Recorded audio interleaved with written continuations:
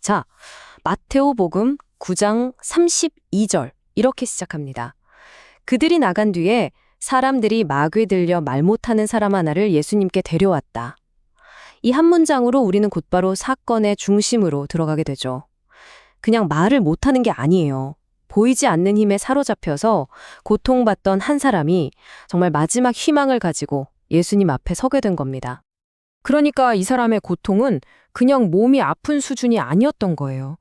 성경은 그의 침묵이 악령의 억압에서 비롯됐다고 말하거든요.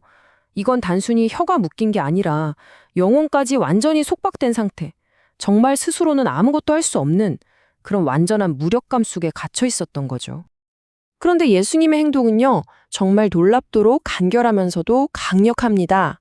마귀를 내쫓는 구마와 말을 되찾아주는 치유, 이 두 가지를 단번에 행하신 거죠. 보이지 않는 영적인 사슬과 눈에 보이는 육체적인 사슬을 그냥 동시에 끊어내면서 그에게 완전한 자유를 선물하신 겁니다. 자, 그런데 말이죠. 이 놀라운 치유는 그냥 한 사람이 나았다, 여기서 끝나는 얘기가 아니에요. 사실 이 사건은요, 훨씬 더 거대한 이야기의 시작을 알리는 아주 강력한 신호탄 같은 거였습니다. 바로 하느님 나라의 시작을 알리는 신호탄이었죠. 당시 사람들에게 예수님의 이런 행동은 정말 어마어마한 의미였어요. 이사야 같은 예언자들이 수백 년 동안이나 얘기했던 바로 그 메시아 시대 있잖아요.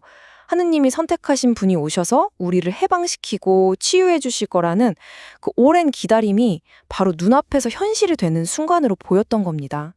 생각해보세요. 귀 먹은 이가 듣고, 눈 먼 이가 보고, 말 못하는 이가 말하게 될 거다. 이런 고대의 예언들이 그냥 책 속에만 있는 게 아니라 예수님께서 이 남자를 고치시는 그 순간, 바로 그 현장에서 생생하게 이루어지고 있었던 거죠. 그분의 활동은 단순한 선행이 아니라 하느님의 약속이 성취되고 있다는 살아있는 증거였던 셈입니다. 네, 바로 이겁니다. 이 기적의 핵심은 그냥 악령 하나를 쫓아냈다 이게 아니에요. 이건 이제 사탄의 지배는 끝났다. 그리고 하느님의 나라가 바로 이 땅에 시작되었다. 이걸 알리는 강력한 선언이었던 거죠. 어둠의 권세에 정면으로 맞서는 하느님의 권능을 보여준 사건이었습니다. 그런데 참 아이러니하죠. 이렇게 놀라운 하느님의 권능이 드러났는데 사람들이 하나가 된 게 아니었어요. 오히려 이 기적을 계기로 사람들이 딱 두 그룹으로 나뉘어 버립니다. 하나의 사건이 깊은 분열의 시작점이 된 거죠. 아니, 모두가 똑같은 걸 봤잖아요. 그런데 왜 이렇게 반응이 달랐을까요? 만약 여러분이 그 자리에 있었다면 어땠을 것 같으세요? 무엇이 이들의 시선을 이렇게 갈라놓았는지 지금부터 한번 제대로 파헤쳐 보겠습니다. 반응이 정말 극과 극으로 갈렸습니다. 한쪽에서는 와 하는 경외와 놀라움이 터져 나왔고 다른 한쪽에서는 악의에 찬 비난이 쏟아졌죠. 자, 먼저 기적을 있는 그대로 받아들인 군중들의 반응부터 한번 볼까요? 마테오복음 9장 33절을 보면 군중들이 이렇게 말해요. 군중은 놀라워하며 이런 일은 이스라엘에서 한 번도 본 적이 없다 하고 말하였다. 정말 순수한 경외심, 그거 자체죠. 계산 같은 거 없이 그냥 눈앞의 기적을 가슴으로 받아들이고 하느님의 위대하심을 솔직하게 찬양한 겁니다. 하지만 완전히 정반대의 반응이 있었죠. 그것도 누구보다 하느님의 일을 잘 알아봤어야 할 종교 지도자 바리사이들에게서 말입니다. 마테오복음 9장 34절에 따르면 그들은 이렇게 말했습니다. 저자는 마귀 우두머리의 힘을 빌려 마귀들을 내쫓는다. 신성한 행위를 가장 모욕적인 말로 폄훼해버린 거죠.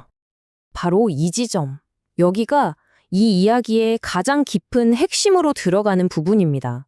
믿음과 거부라는 그 갈림길이요. 그리고 왜 바리사이들의 반응이 그냥 좀 비판적인 의견 이 정도가 아니라 정말 위험하고 심각한 문제였는지 그 이유를 알아보겠습니다.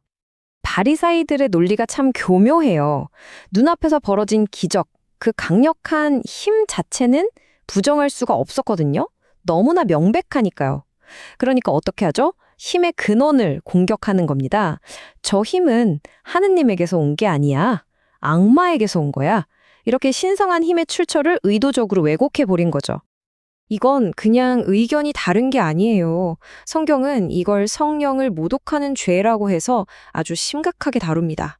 왜냐하면 이건 명백한 하느님의 빛을 보고도 일부러 저건 어둠이야 라고 말하는 것과 같거든요. 진리를 보고도 고의로 눈을 감아버리는 그런 영적인 완고함인 거죠. 결국 이 짧은 사건 하나가 앞으로 예수님의 사목 전체에서 벌어질 거대한 갈등을 미리 보여주는 예고편이었던 셈입니다. 새로운 하느님 나라를 선포하는 예수님과 기존의 종교 권위가 어떻게 부딪히게 될지를 말이죠. 자, 그럼 2000년도 더 된 이 이야기가 오늘을 사는 우리에게는 어떤 의미가 있을까요? 이 사건이 왜 지금 우리에게도 중요할까요? 이 이야기가 우리에게 주는 핵심 메시지는 정말 명확합니다. 첫째, 예수님의 권능은 우리를 모든 종류의 속박에서 해방시켜 준다는 것. 그리고 둘째, 그 놀라운 하느님의 일 앞에서 우리는 믿을 것인가 아니면 거부할 것인가 하는 중대한 선택에 놓인다는 겁니다.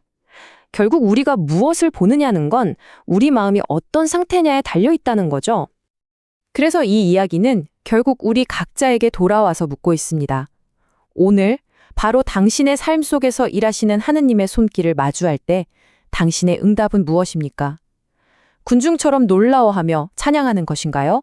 아니면 바리사이들처럼 의심하고 외면하는 것인가요? 여러분은 무엇을 보고 계십니까?